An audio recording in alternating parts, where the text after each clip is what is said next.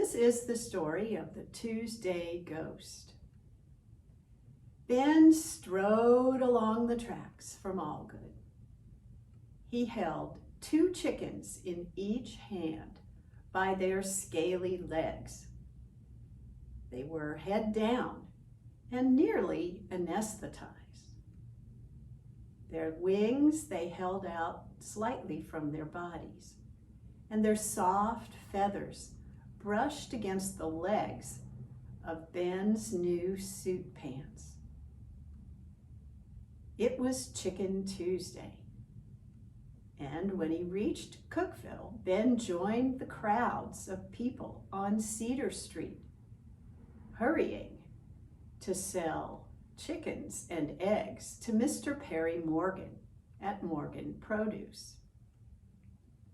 Ben had been raising chickens and eggs for Mr. Morgan since he was a boy, and several times he'd even ridden in the baggage car tending the chickens on their last train ride to New York dinner tables.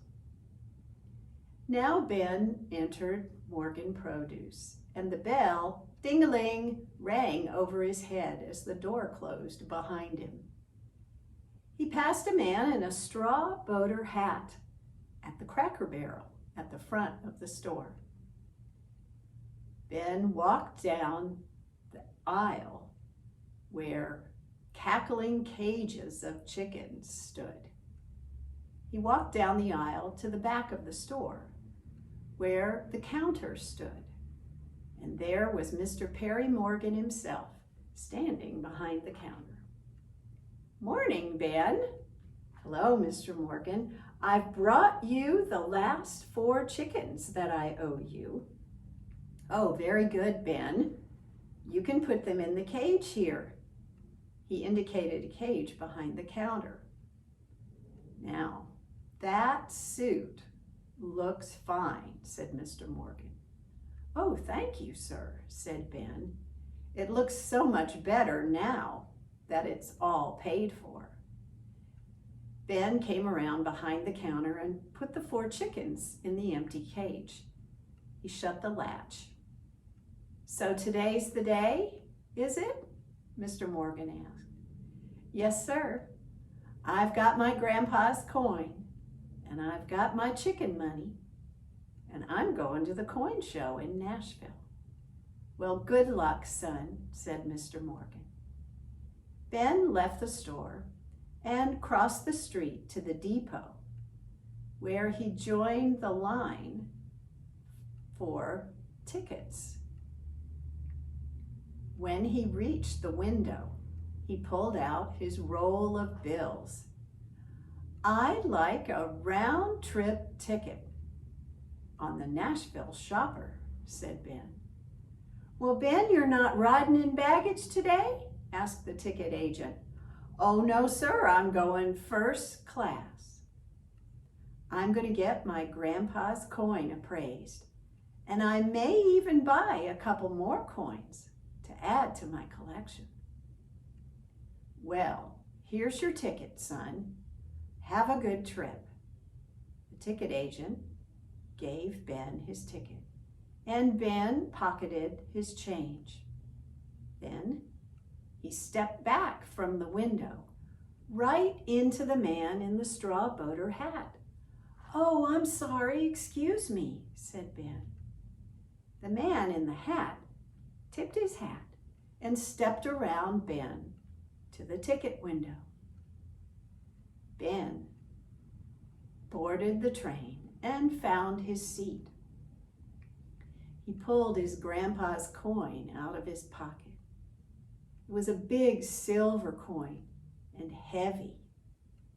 On one side was a seated lady in a flowing robe holding a flag. On the other side was an eagle with outstretched wings.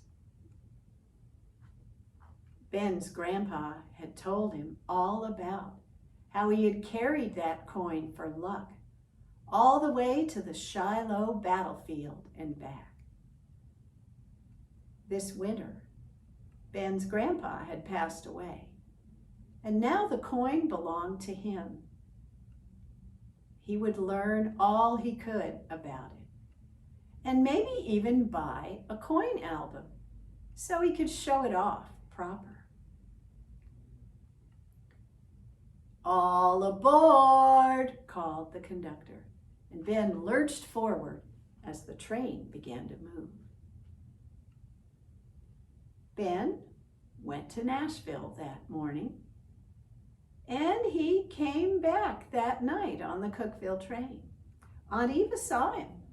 She said he was sitting there with a fella in a straw hat, and they were leaned over looking close at something on the little table between their seats.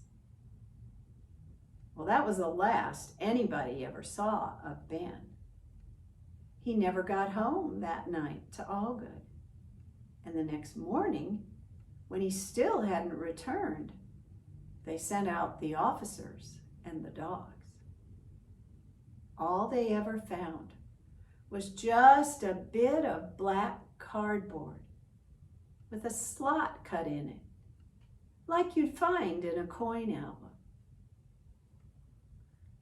The next Tuesday night, Will Harris got off the train in Cookeville.